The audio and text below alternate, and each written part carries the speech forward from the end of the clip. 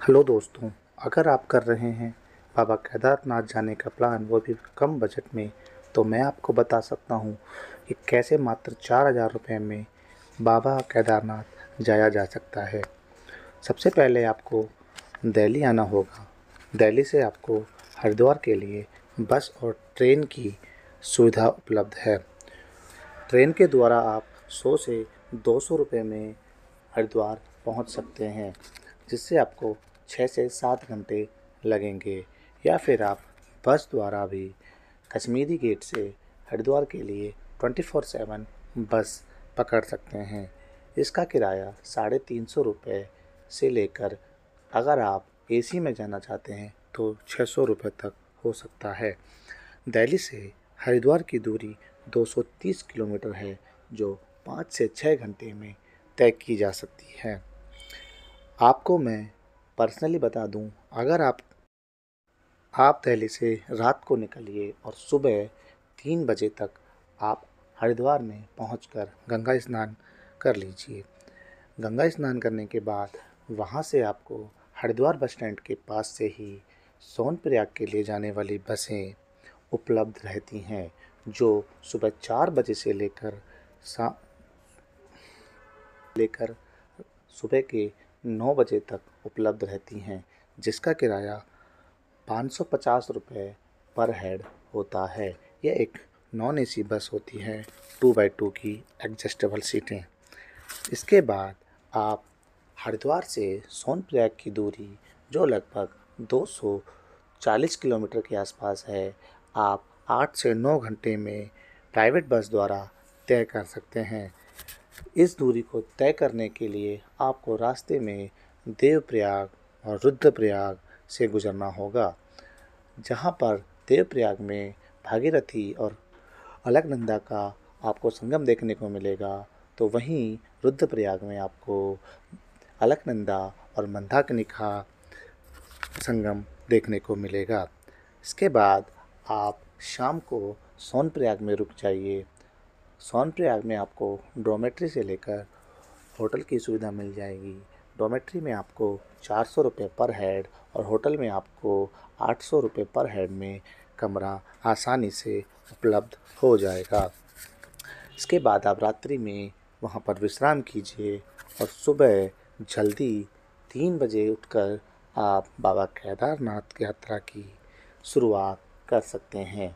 उसके लिए आपको बाबा केदारनाथ का रजिस्ट्रेशन अपने साथ कैरी करना होगा।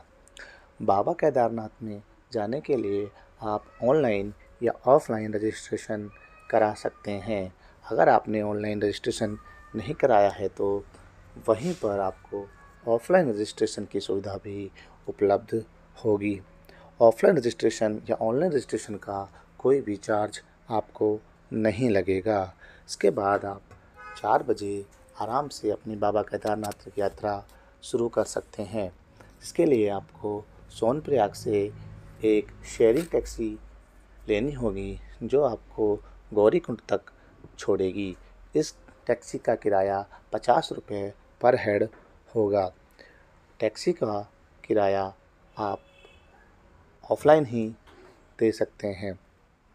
इसके बाद आप आगे की यात्रा करने से पहले गौरीकुंड में गर्म पानी के स्रोते में नहा भी सकते हैं और नहाने के बाद आप मुख्य द्वार से केदारनाथ का पैदल ट्रैक स्टार्ट कर सकते हैं। इससे आपका 16 किलोमीटर का पैदल मार्ग स्टार्ट हो जाएगा।